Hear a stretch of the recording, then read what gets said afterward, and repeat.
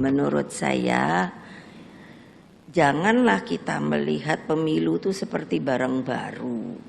Maksud saya tuh begini, karena ada komen-komen yang menurut saya aneh, yaitu sepertinya akan kalau ndak begini, ndak begitu, itu bisa terjadi chaos.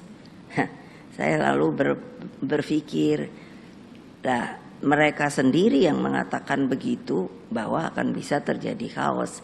Karena bagi kami melihat kita ini kan sudah berapa kali pemilu, dan pemilu pertama tolong diingat itu tahun 55. Jadi bukan barang baru. Jadi kalau ada yang sampai mengatakan seperti itu, buat saya big question, maunya apa? Tapi bagi kami melihat, tapi kalau rakyat kan kalau dilihat dari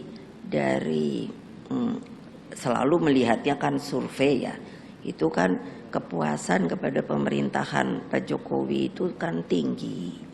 Jadi artinya sangat positif menerima yang namanya perjalanan Republik ini.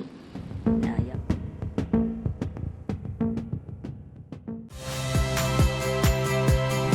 Saya Rahmat Ibrahim. Saksikan program-program Kompas TV melalui siaran digital, pay TV, dan media streaming lainnya. Kompas TV, independen, terpercaya.